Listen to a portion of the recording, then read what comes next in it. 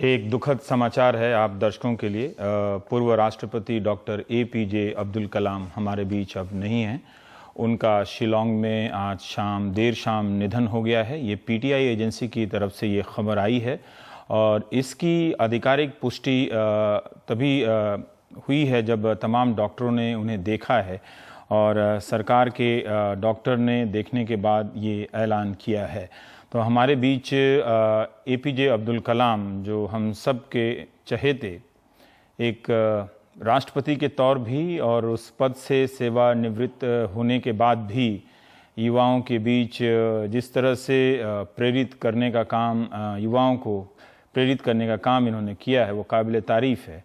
आज IIM शिलोंग में वो एक लेक्चर दे रहे थे, उसी दौरान उनकी तबीयत ख़राब हुई और वो बेहोश हो गए और वहाँ से उन्हें अस्पताल ले जाया गया, जहाँ पर डॉक्टरों ने पूरी कोशिश की, लेकिन आपके पूर्व राष्ट्रपति APJ अब्दुल कलाम को डॉक्टर नहीं बचा सके।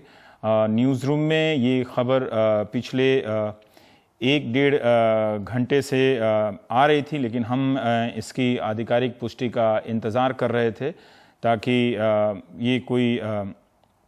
ताकि हम आपको पुख्ता तौर से बता सकें कि उनके साथ क्या हुआ। 7 बजे शाम को जब वो अस्पताल लाए गए तब भी डॉक्टरों ने देखा कि कोई ज़िंदगी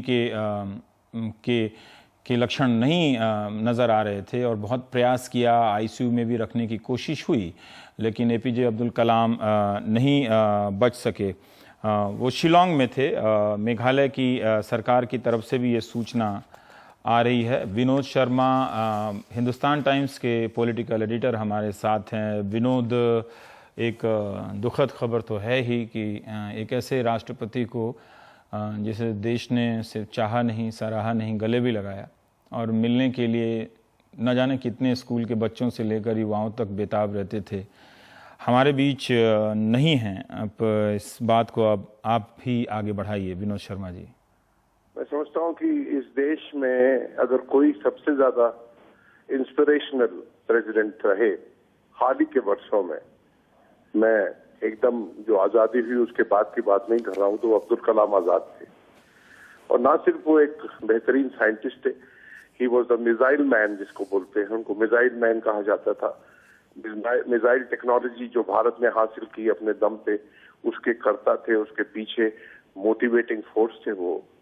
और जब वो राष्ट्रपति थे तो अपनी बातों से, अपनी सहज बातों से वो न सिर्फ देश को एक दिशा दिखाते थे, बल्कि आने वाली पीढ़ी के लिए भी एक भारी इंस्पिरेशन बन के उभरे थे। उनका जाना, मैं समझता हूँ कि इस देश में जो बड़े लोग हैं उनमें से, चुने हुए बड़े लोगों में से एक आदमी गया है। ये हमेशा याद रखा जाएगा इस बात के लिए कि इतना सहज भाव वाला ये व्यक्ति था, बावजूद इसके कि वो इतना बड़ा साइंटिस्ट था, डिफेंस मैटर्स में इतना बड़ा एक्सपर्ट था। उनका बड़ा रोल था जब अटल बिहारी वाजपेयी ने न्यूक्लियर एक्सप्लोजन्स किए थे 1998 में। उस वक्त भी उनका बड़ा रोल था। वो DRDO के अध्यक्ष रहे, वो प्राइम मिनिस्टर के चीफ साइंटिफिक एडवाइजर भी रहे, इतने बड़े बड़े पदों पे रहे, लेकिन उन्होंने उन अचीवमेंट्स को लोगों के सामने दम्भ बना के पेश नहीं किया। उन्होंने बड़े सहज भाव से पेश किया और इंस्पिरेशन बने रहे। तो मैं समझता हूँ कि अब्दुल कलाम के जाने से ये देश थोड़ा गरीब हुआ है। नितिन गोखले हमारे साथ हैं, हमारे पूर्व वरिष्ठ सहयोगी और रक्षा विशेषज्ञ। अभी विनोद जी कह रहे थे कि मिसाइल मैन के तौर पे काफ़ी काम किया और वाजपेयी के समय जब पोखरण परीक्षण हुआ था उसमें उनकी काफ़ी भूमिका थी। हम याद करना चाहेंगे आपके ज़रिए, आपके संस्मरणों से, कि रक्षा के संदर्भों में कलाम अक्सर सैनिक संस्थानों में देखे जाते रहे और अभी भी जो स्क्रीन पर तस्वीर चल रही है उसमें देश की पूर्व सैनिकों के साथ हैं और एक नेवी का जहाज़ है उस पर हैं। जी, मेरा एक खुद का एक पर्सनल अनुभव रहा है उनके साथ, बाकी लोगों के साथ में मिलकर। जब 2006-7 में उन्होंने पहली बार, वो एक राष्ट्रपति ऐसे बने थे जिन्होंने सुखोई में एक सवारी की थी, सुखोई लड़ाकू जहाज में, और पुणे से उन्होंने ये सवारी वहाँ पे की थी। 1 घंटे तक वो सुखोई में ऊपर उड़ते रहे, और ये एक ऐसा मौका था, पहली बार जो भारत के राष्ट्रपति सुखोई लड़ाकू जहाज में चढ़े थे और उनको एक वहाँ सॉर्टी दी गई थी। तो ये उनकी मंशा थी कि मैं सब जगह जाऊँ। वो सबमरीन में भी जाना चाहते थे, वो सुखोई में भी गए। और अभी जैसे विनोद ने कहा कि इंटीग्रेटेड मिसाइल डेवलपमेंट प्रोग्राम जो था भारत का, जो है आपको पृथ्वी से लेकर अग्नि तक, जो अभी अग्नि 5 जो भारत ने बनाया है, इसकी शुरुआत उनके दौरान मतलब शुरुआत तो पहले हुई थी, पर उनके दौरान उसको काफ़ी बढ़ावा मिला। उन्होंने उसके ऊपर काफ़ी काम किया। फिर हम ये भी जानते हैं कि 1998 में जब न्यूक्लियर एक्सप्लोजन हुए पोखरण में, तब वो साइंटिफिक एडवाइज़र थे और DRDO के अध्यक्ष थे।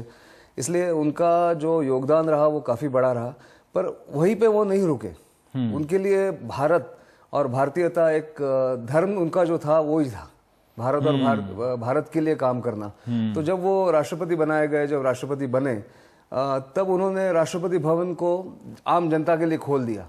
आपको याद होगा कि आम जनता के लिए वहाँ एक जैसे गाइडेड टूर जिसको कहते हैं, वो उन्होंने कलाम साहब के दौरान हुआ। अभी 20 लाख लोग जा चुके हैं। तो उन्होंने शुरुआत की थी उसको। वहाँ पे म्यूजियम बनाया गया, वहाँ पे उन्होंने एक फोटोग्राफर रखा, एक स्केचिंग आर्टिस्ट रखा, जो जब भी जो विजिटर वहाँ जाता था उनके लिए वो एक स्केच बना के दे देते थे। और वो एक बहुत बड़ी बात थी कि ये जो राष्ट्रपति भवन जो एक अंग्रेजों के ज़माने में बनाया गया, इतना बड़ा गेस्ट हाउस के मुताबिक जो एक था और जो बंद था आम जनता के लिए, उन्होंने खोला। और अब तो वो पूरी तरह से खुल गया है। तो उनका कंट्रीब्यूशन काफ़ी रहा है इस मामले में। एक दिलचस्प यात्रा रही है कलाम साहब की। नाविक के बेटे रामेश्वरम से इनकी शुरुआत होती है, और ये भी हमें जानने को मिला कि उनके पिता नाविक थे और इतने गरीब थे कि कलाम साहब सुबह 4 बजे उठते थे और अखबार बेचने जाते थे मैथ्स का ट्यूशन पढ़ने के लिए, और फिर लौट कर आते थे, अपनी पढ़ाई करते थे। वहाँ से चलकर कोई व्यक्ति देश के शीर्ष पद पर पहुँचता है, जैसे विनोद शर्मा ने अभी कहा कि बेहद सहज रूप से और उस पद पर रहे, जैसा लगा नहीं कि कोई राष्ट्रपति बना हो। तो उनकी ये यात्रा रही है कि 5 वक्त नमाजी के परिवार का एक बंदा, वो हिंदुस्तान की, जिसकी तरफ नितिन अभी कह रहे थे कि हिंदुस्तानियत जो है उनकी ख़ास तरह की है कि वो शास्त्रीय संगीत में भी पारंगत थे और अपने धार्मिक कर्तव्यों में भी उतने ही पारंगत थे जितना कि विज्ञान और देश की एक सामूहिकता के बारे में। हमारे साथ विजया पुष्करणा जी हैं, आप डेप्यूटी एडिटर हैं द वीक की। हमें तो चर्चा आज पंजाब की घटना पर करनी थी, लेकिन जो शख्स हमारे बीच से गया है हम नज़रअंदाज नहीं कर सकते। विजया जी, विनोद ने अभी कहा कि देश गरीब हुआ है, इस शख्स के जाने से हमारी राजनीति कितनी गरीब हुई और क्या टर्निंग पॉइंट था जब कलाम राष्ट्रपति पद के लिए, अगर थोड़ा आप याद करें तो, जब कैप्टन लक्ष्मी सहगल को हराते हैं, चुने जाते हैं और बनते हैं। इंडिया में फॉर द फर्स्ट टाइम हम लोगों को एक पीपल्स प्रेसिडेंट मिला। डॉक्टर कलाम साहब पीपल्स प्रेसिडेंट, लोगों के राष्ट्रपति माने जाते थे। और मेरे को याद है, मेरे तो रोंगटे खड़े हो रहे हैं, जहाँ भी वो गए 2-3 प्लेसेस जहाँ मैंने उन्हें कवर किया है, वो स्कूल के बच्चों से मिलना चाहते थे और हर जगह उनका एक अपॉइंटमेंट ज़रूर स्कूल के बच्चों से होता था और ये बच्चे क्वेश्चंस अपना रेज करते थे और बोथ एज अ फ्रेंड और बढ़िया से टीचर जैसे वो बच्चों के लेवल पे आके उनके साथ बहुत बहुत फाइन क्वालिटी में उनको समझाते थे। और वो क्वेश्चन आंसर सेशन होने के बाद सबको खड़े करके उनसे एक ओथ प्लेज करवाते थे। वो तो मेरे ख्याल में वो हर बच्चा, वो उनके तो काउंट में क्या कह सकती, मिलियंस में होंगे, क्योंकि वो तो जहां भी गए all over the country, president इतने साल बहुत जगह गए होंगे, हर जगह इतने बच्चों को उन्होंने वो प्लेज दिलाया। आज हर बच्चा वो प्लेज को नहीं भूलेगा और वो ये नहीं भूलेगा कि डॉक्टर कलाम ने उन्हें क्या किस डायरेक्शन में इंस्पायर किया। तो जो दर्शक अभी अभी हमारे साथ जुड़े हैं उनको एक बार फिर से बता दें कि 83 साल के पूर्व राष्ट्रपति हमारे एपीजे अब्दुल कलाम साहब अब हमारे आपके बीच में नहीं हैं। आज शाम 7 बजे शिलोंग के अस्पताल में, जब वो IIM शिलोंग में लेक्चर ले रहे थे, उस वक्त उनकी तबीयत ख़राब हुई और काफ़ी ख़राब स्थिति में उन्हें अस्पताल तक लाया गया, जहां जब अस्पताल पहुँचे तो उनमें जीवन के लक्षण नहीं थे। फिर भी बचाने की कोशिश हुई पर नहीं बचाया जा सका। गृह मंत्री राजनाथ सिंह का अंग्रेज़ी में एक ट्वीट आया है कि कभी ना अपूर्णीय क्षति है उनका निधन, और जो शून्य उन्होंने अपने पीछे छोड़ा है उसे भर पाना मुश्किल होगा। मैं बहुत ही उनके निधन पे शोक व्यक्त करता हूं। अभी विजया जी बता रही थी कि वो लोगों के राष्ट्रपति थे, एक ऐसे राष्ट्रपति बनने से पहले भारत रत्न हो चुके थे, और उनकी कामयाबी का सिलसिला, मतलब एक साधारण से बच्चे का इसी देश में तमाम विविधताओं, जटिलताओं, मुश्किलों के बीच अपनी मंजिल तक सफ़र तय करने का सिलसिला है, जो किसी को भी प्रेरित कर सकता है कि सब कुछ इस देश में मुमकिन हो सकता है। आप अगर नाविक के बेटे हैं, अखबार बेचते हैं और पढ़ते हैं, तो आप बहुत बड़ा से बड़ा सपना देख सकते हैं। और उनकी किताबें भी काफ़ी बिकी हैं, लोग काफ़ी पढ़े हैं। और 2020 a vision for the new millennium किताब है उनकी, जो हमारे राजनेता काफ़ी उसका इस्तेमाल भी करते हैं। अभी प्रधानमंत्री नरेंद्र मोदी ने भी इस किताब का जिक्र किया था। इग्नाइटेड माइंड्स भी है, विंग्स ऑफ फायर भी है। इस तरह से कई किताबें हैं एपीजे अब्दुल कलाम की। ओम थानवी हमारे साथ हैं, जनसत्ता के संपादक। थानवी जी, कलाम साहब के बारे में अभी विजया पुष्करना जी कह रही थी कि वो लोगों के राष्ट्रपति थे। जब हम ऐसी उपमा लगाते हैं तो किस तरह से हम कलाम साहब को बाकी राष्ट्रपतियों से बिल्कुल अलग कर देते हैं? नहीं, उन्होंने बिल्कुल ठीक कहा है। राष्ट्रपति का पद हमारे यहाँ इस तरह का है कि एक बहुत बड़ी दीवार, राष्ट्रपति भवन अपने आप में बड़ी बड़ी दीवारों से घिरा हुआ है, और जो राष्ट्रपति बनता है वो एक बहुत बड़ी दीवार जनता और अपने बीच में खड़ी कर देता है। लेकिन कलाम साहब इस तरह के थे कि उन्होंने वो दीवारें सारी पाट दी। दूसरी बात, वो वैज्ञानिक थे, और वैज्ञानिक जो है वो अपने आप में एक दीवार पहले से साथ लेकर के चलता है, क्योंकि विज्ञान जो है वो हर आदमी का विषय तो हो नहीं सकता है। तो उन्होंने अपने आप को वैज्ञानिक के रूप में समाज के साथ जोड़ने में बहुत ज्यादा कोशिश नहीं की, बल्कि उन्होंने एक तरीके से कहना चाहिए कि समाज शास्त्री की तरह जो समाज को समझता है, उस समाज को उन्होंने समझते हुए, और जो समाज की जो सामान्य चीजें हैं, जैसे शिक्षा की समस्या है, गरीबी की समस्या है, उन चीजों के बारे में उन्होंने जो है वो उनके आधार पर जुड़ने की कोशिश की, वैज्ञानिक की तरह नहीं। यानी अगर आप एक बौद्धिक हो, इंटेलेक्चुअल हो, और उसके आधार पर आप लोगों से जुड़ना चाहेंगे, आप जुड़ नहीं पाएंगे। आप एक साइंटिस्ट के रूप में भी आम गरीब आदमी से नहीं जुड़ सकते हैं, समाजशास्त्री के रूप में जुड़ सकते हैं। तो वो जो एक समाजशास्त्री की भूमिका उन्होंने राष्ट्रपति के नाते अपनाई, और बल्कि शिक्षक की मैं कहूंगा, मतलब वो एक शिक्षक थे सही अर्थों में। ये राष्ट्रपति बनने के बाद वो राष्ट्रपति नहीं बने, वो एक शिक्षक बन गए, और 5 साल उन्होंने एक शिक्षक के रूप में, और लोगों ने उनकी शिक्षाओं को जिस तरीके से अंगीकार भी किया, इतना आसानी से लोग स्वीकार नहीं करते हैं क्योंकि लोगों का अपना एक अहंकार होता है, लेकिन इतनी सरल भाषा में और इतनी कन्विंसिंग ढंग से, इतने भरोसेमंद ढंग से वो अपनी बात रखते थे कि उनकी जो जीवनी है, वो जीवनी देखते देखते वो एक क्लासिक में तब्दील हो गई। पर थानवी साहब, कुछ आप याद करके बता सकते हैं जब उनकी राजनीतिक चुनौतियां भी, जिस वक्त राष्ट्रपति बने थे, तब देश एक दूसरे तरीके के राजनीतिक संक्रमण से गुजर रहा था। हमें याद है 2004 का वो फैसला, जब सोनिया गांधी वहाँ जाती हैं और फिर वो एक राज जैसा रह जाता है कि अंदर क्या होता है, और फिर वो बाहर आके कहती हैं कि वो प्रधानमंत्री वो नहीं बनेंगी, मनमोहन सिंह बनेंगे।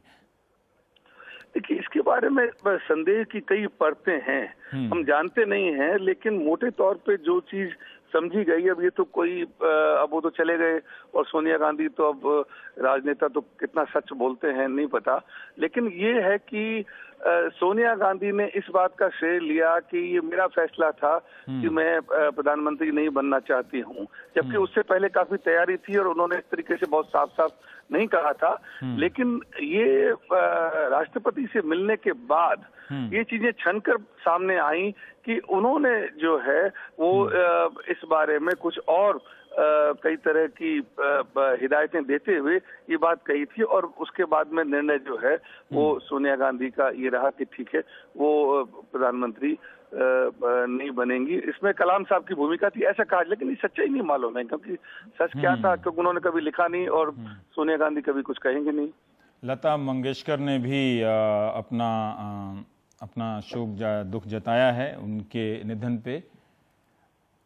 ये आज सुबह की तस्वीरें हैं जब कलाम साहब शिलोंग पहुंचे हैं। आपके स्क्रीन पर जो ये तस्वीर दिख रही है कि सुरक्षाकर्मी पहले निकल रहे हैं और वो बिल्कुल ठीक ठाक, आप देख सकते हैं कि इस तस्वीर में कलाम साहब अपने जो चिर परिचित उनका पोशाक है ट्रेडमार्क, उसमें चले आ रहे हैं। थानवी साहब बता रहे थे कि कई बार इनके भाषणों में हमने सुना है कि वो सांसदों को और मंत्रियों को डांट ना लगने वाली सी डांट लगा दिया करते थे और अच्छे से डांट लगा दिया करते थे। ये उनकी अपनी अदा थी। बिल्कुल ठीक ही लग रहे हैं, स्वस्थ लग रहे हैं कलाम साहब। जो आज सुबह की तस्वीर है शिलोंग पहुंचने पर, क्या वजह रही होगी इसके बारे में आकलन करना ठीक नहीं है। कहा जा रहा है कि दिल का दौरा पड़ा था और जिसके बाद वो नहीं जा सके। बिल्कुल तंदुरुस्त दुरुस्त ठीक लोगों को वेव कर रहे हैं हाथ हिलाकर। वैसे ही उनकी मुस्कुराहट आप देख सकते हैं जो आखिरी बार जो रिकॉर्ड हुई है। अब ये पर एक आपकी वो भी तस्वीर नितिन गोखले साहब मिल गई है, हमने अभी स्क्रीन पे चलाई। आपने जो जिक्र किया था सुखोई में उड़ने का, एक परंपरा टूटी होगी, फिर आम सैनिकों में इसकी क्या प्रतिक्रिया रही होगी जब उन्होंने देखा कि हमारे प्रेसिडेंट राष्ट्रपति इस उम्र में भी सुखोई जैसी रफ्तार वाले युद्ध विमान में उड़ रहे हैं।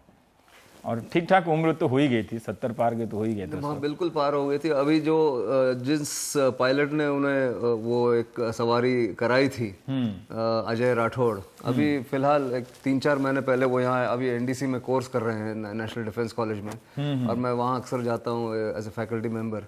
तो वहाँ हम फिर से दोहरा रहे थे हमारी यादें उस समय की कि अजय राठौड़ का भी फोटो आप देखेंगे, अगर वो फुटेज देखेंगे, अजय राठौड़ वहाँ बैठे हैं सामने, अभी वो फुटेज आ जाएगा, फुटेज आ जाएगा, और साथ में कलाम उसके पीछे बैठते हैं और फिर वहीं से सीट से बैठ के ही लोगों से बात करते हैं। और इतनी भीड़ थी, ये पहला मौका था कि भारत के राष्ट्रपति सुखोई में उड़ान भर रहे थे, और इसलिए पूरी सेना और सेना के तीनों अंग इसके लिए काफी उत्सुक थे और काफी उनको अभिमान था कि जो सुप्रीम कमांडर कहलाते हैं भारत के राष्ट्रपति को, वो इस सुखोई में जा रहे हैं। इसलिए वो एक बड़ा एक लैंडमार्क सा इवेंट, बड़ा लैंडमार्क बन गया बड़ा था लैंडमार्क सेना के बीच में। और फिर वो सबमरीन में भी गए थे उसके बाद। अच्छा, ये जो हमारे दर्शक देख रहे हैं, आज सुबह की तस्वीर है शिलोंग एयरपोर्ट से एपीजे अब्दुल कलाम साहब बाहर निकल रहे हैं और उनका आखिरी ट्वीट भी है जो 11:30 बजे का ट्वीट है कि going to Shillong to take course on livable planet earth at IIM। मतलब आखिरी चिंता भी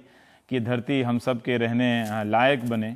और जिस तरह के शख्स थे, सुधीर तेलंग कार्टूनिस्ट ने लिखा है, you get about 30 seconds with the president when you are receiving Padma award in 2004 while pinning the medal to my coat pocket। तो एक मुस्कुराता एक राष्ट्रपति हमारे बीच से गया है, तो उनकी बातें भी लोग किस तरह से याद कर रहे हैं। मुझे भी एक छोटा सा मौका मिला था उनसे पुरस्कार हासिल करने का, तो मैंने देखा था कि किस तरह से उस हॉल में आए, और ये रामनाथ गोयनका अवार्ड का मौका था कि सब इंतज़ार कर रहे थे कि राष्ट्रपति हैं, आएंगे तो बड़ी कुर्सी पर बैठ जाएंगे, लेकिन आते ही वो जो डायस था मंच के किनारे पर बैठ जाते हैं और नीचे बैठ गए। तो सारी भीड़ वहाँ सकते में आ गई कि राष्ट्रपति एक तो टाइम से आए हैं और आते ही नीचे बैठ गए हैं, तो अब क्या किया जाए। मतलब किसी को कुछ समझ में नहीं आ रहा था कि कभी किसी ने देखा नहीं था कि राष्ट्रपति आकर वो लाल वाली शानदार कुर्सियाँ छोड़ के नीचे बैठ जाएँ वो भी ज़मीन पे। तो वो एक, और फिर वो बात करने लगते हैं लोगों से कि हाँ बात कीजिए, और काफ़ी हंसाते भी थे लोगों को। और शायद ज़िंदगी की तकलीफ़ों को पार करते करते एक तरह से ये उनका अपना निर्वाण मुद्रा है जो हमेशा उड़े रहे। शायद ये चाहते भी थे कि मैं अगर गुजर जाऊं तो इसी तरह से गुजर जाऊं कि काम करते करते। हाँ। कि वो राष्ट्रपति जब वो नहीं रहे तब वो फिर भी वो लेक्चर्स के लिए बहुत बहुत जगह जाते थे। और मुझे याद है वो सबको बिठा के, वो या चाहे बड़े अफसर हों या बड़े साइंटिस्ट हो या इवन जर्नलिस्ट को बिठा के वो अपने पीछे रिपीट करवा रहे थे, से after me, I can do it, we can do it, India can do it। कहते तुम लोग क्यों नहीं काम करते हो और पॉजिटिव स्टोरी क्यों नहीं करते हो, बच्चों जैसा। और उनका एक बड़ा किस्सा वो हमेशा सभी को सुनाते थे कि वो एक बार इजराइल गए थे।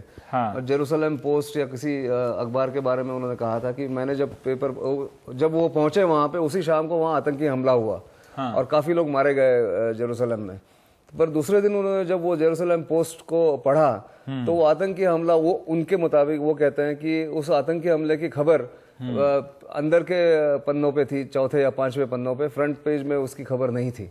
तो वो हमेशा कहते थे जर्नलिस्ट को जहां भी मिलते थे कि आप लोग हमेशा नेगेटिव न्यूज क्यों दिखाते हो, आप इजराइल को देखो, इजराइल में जब आतंकी हमला होता है तो वो अंदर के पन्ने पे होता है, हमारे यहाँ उसको इतना बड़ा चढ़ा के किया जाता है। ये मुझे एक किस्सा याद है। अभी विजया जी मिलिंद देवरा ने एक ट्वीट किया है कि उन्हें याद आ रहा है कि 2005 में रूस गए थे उनके आधिकारिक दौरे पर उनके साथ, एपीजे अब्दुल कलाम के साथ, तो वहाँ पे लोग उन्हें साइंटिस्ट प्रेसिडेंट कहते थे। अभी ओम थानवी जी ने कहा कि टीचर प्रेसिडेंट हैं, आपके नहीं लोगों के राष्ट्रपति हैं। तो एक राष्ट्रपति के कितने बैज हैं, है ना?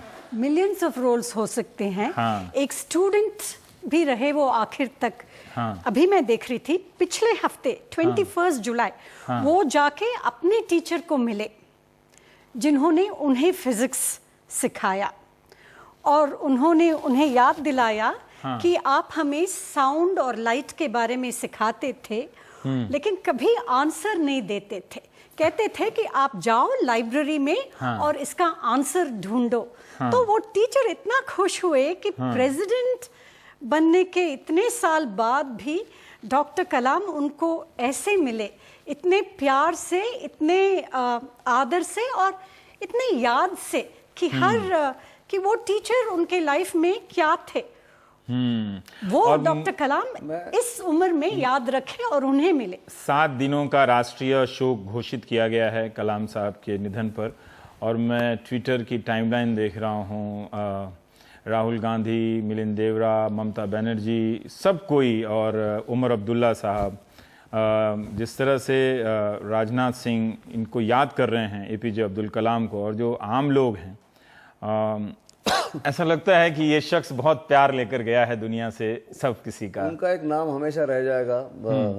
वो एक ये मिसाइल साइंटिस्ट भी थे। उनके नाम पे एक मिसाइल सीरीज, के मिसाइल सीरीज बनाई गई है। अच्छा। जो अंडर वाटर सबमरीन से जो फायर की जाएगी, न्यूक्लियर टिप भी हो, बैलिस्टिक भी हो, बैलिस्टिक मिसाइल को के सीरीज का नाम दिया गया है कलाम के नाम से। इसलिए वो भले ही अब हमारे बीच नहीं रहे हो और फिर आने वाले कुछ वर्षों में उनकी यादें भी धुंधली हो जाएंगी, पर जब तक भारत के पास ये सबमरीन बेस्ड मिसाइल होंगे तब तक उन मिसाइल्स को जाना जाएगा कि के सीरीज के मिसाइल्स हैं। तो इसलिए वो शायद इमॉर्टल हो जाएंगे इसी तरह से। उनके नाम से उस सीरीज का नाम दिया गया है कि के सीरीज की ये मिसाइल है। शेखर गुप्ता ने भी एक ट्वीट किया है कि काफ़ी प्यार किए जाने वाले राष्ट्रपति रहे हैं। और राज्यवर्धन राठौर साहब का भी है कि ट्रेमेंडस respect for doctor APJ Abdul Kalam, the president loved by every Indian. एक अच्छा तो नहीं लग रहा है कि एक ऐसे शख्स के जाने की सूचना बांटने का मौका मुझे मिला है आप लोगों से, लेकिन ये दुखद खबर। और हमारे साथ बीजेपी के वरिष्ठ नेता मुरली मनोहर जोशी जी लगता है कि जुड़ गए हैं। जब तक नमस्कार। जोशी जी, इस दुखद मौके पर आपको तकलीफ़ दी है उसके लिए माफ़ी, लेकिन मैं जानना चाहता हूं कि आपके संस्मरणों में हमारे पूर्व राष्ट्रपति एपीजे अब्दुल कलाम कैसे रहे, कैसे थे? देखिए, राष्ट्रपति के नाते ही नहीं, मेरा उनसे बहुत अधिक संबंध एक मंत्री और वैज्ञानिक सलाहकार के रूप में भी रहा। और मैंने पाया कि वो जहां एक अत्यंत प्रतिभाशाली वैज्ञानिक थे, वो बहुत कुशल प्रशासक थे और हर समय विज्ञान की प्रगति और देश की उन्नति के लिए एक कर्मयोगी की भांति तल्लीन रहते थे। वो बहुत सरल हृदय थे और निश्चल प्रकृति के व्यक्ति थे और बिल्कुल बेबाक सलाह विज्ञान के मामले में और विशेषकर प्रतिरक्षा विज्ञान के मामले में वो देते थे।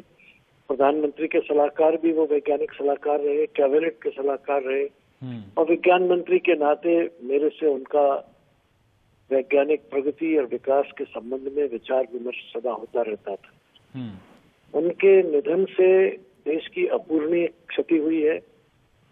उन्होंने युवकों को सदा ऊंचे लक्ष्य के लिए प्रेरित किया और जीवन में उदात्त भावनाओं के लिए सदा आगे बढ़ते रहने के लिए लोगों को प्रेरित किया। वो प्रेरणा के स्रोत थे। जोशी जी, अगर आप बता सकें कि क्या आप मंत्री के रूप में, आपका और एक राष्ट्रपति के रूप में उनके बीच का संवाद बेहद औपचारिक रहा करता था या उन औपचारिकताओं की तमाम बंदिशों को तोड़कर वो इतना दोस्ताना हो जाता था कि आपके तो तमाम अनुभव रहे होंगे, आप भी हैरान हो जाते होंगे कि हिंदुस्तान का राष्ट्रपति मुझसे इस तरह मेरा से। तो उनसे विज्ञान के सलाहकार के रूप में जो संबंध आया वो काफी अनौपचारिक था। हाँ। और बहुत ही निष्कपट बातें उनके साथ होती थी। और राष्ट्रपति के नाते भी मेरा संबंध इसलिए था क्योंकि मैं शिक्षा का मंत्री था, ह्यूमन रिसोर्स डेवलपमेंट का, और वो सभी शिक्षा संस्थाओं के कुलाधिपति थे, चांसलर थे। तो इसलिए उस मामले में भी विश्वविद्यालयों के बारे में, वहाँ की प्रगति के बारे में हमेशा उनसे बातें होती थी और कुलपतियों की नियुक्ति में कैसा उनका विचार रहता था और किस प्रकार की टिप्पणियां उनसे होती थी, वो तो अपने आप में अच्छा अनुभव रहता ही था। और वो सदा सही बात को मानने के लिए और करने के लिए तत्पर रहते थे। बहुत बहुत शुक्रिया मुरली मनोहर जोशी जी। डॉक्टर जोशी, आपका नितिन अभी आप कह रहे थे कि वो काम करते हुए ही जाना चाहते थे इस दुनिया में, तो मुझे लगता है उनकी इच्छा पूरी हुई। किस तरह से सुबह वो शिलोंग गए और अभी देश के वित्त मंत्री अरुण जेटली जी ने अपना एक बयान दिया है, वो हम दर्शकों से साझा करना चाहते हैं। Well, India has today lost one of its most inspirational persons. Dr. Kalam was not merely the president, but he was to every Indian a role model and an ideal citizen. Everything about him was positive.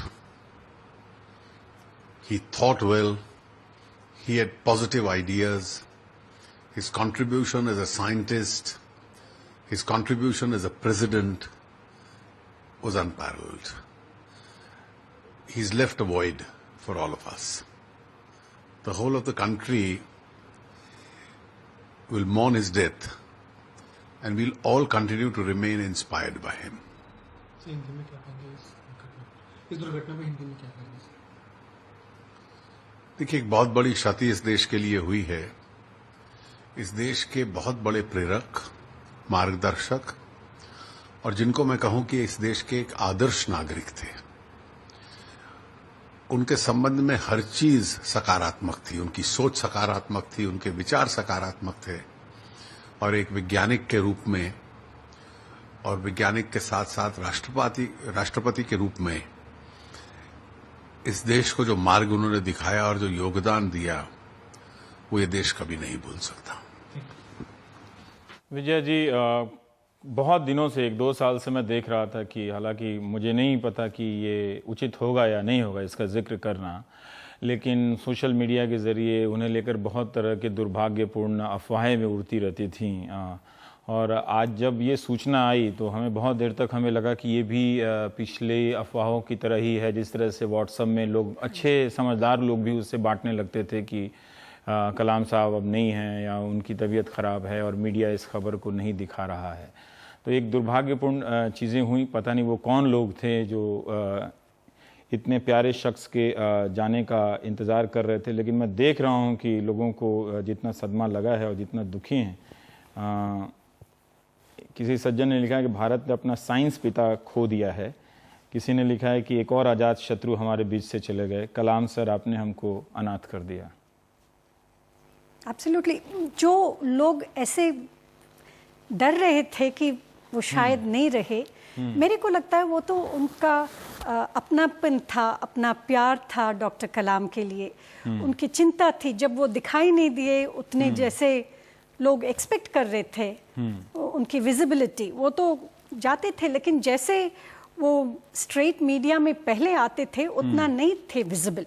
मेरे को लगता है उसके वजह से उन्होंने वैसे किया होगा।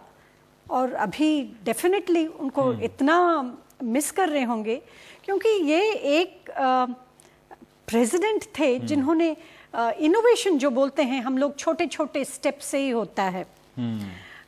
ये 5-6 साल पहले की बात है, वो अंबेडकर यूनिवर्सिटी में कॉन्वोकेशन के लिए गए।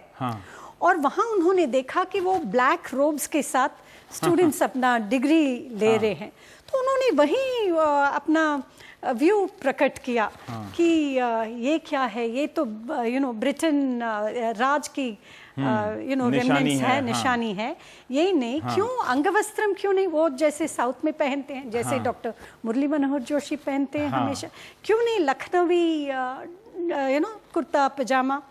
तो उन्होंने वो कहा, और एकदम बाद में वो यूनिवर्सिटी के काउंसिल ने डिसाइड किया कि हम लोग चेंज करेंगे। कैसी कैसी यादें हैं हमारे राष्ट्रपति की। कानपुर से एक इंस्पेक्टर साहब ने भेजा है कि एयरपोर्ट पे जब उनसे मुलाकात हुई तो उन्होंने कहा कि गरीबों के लिए काम करो।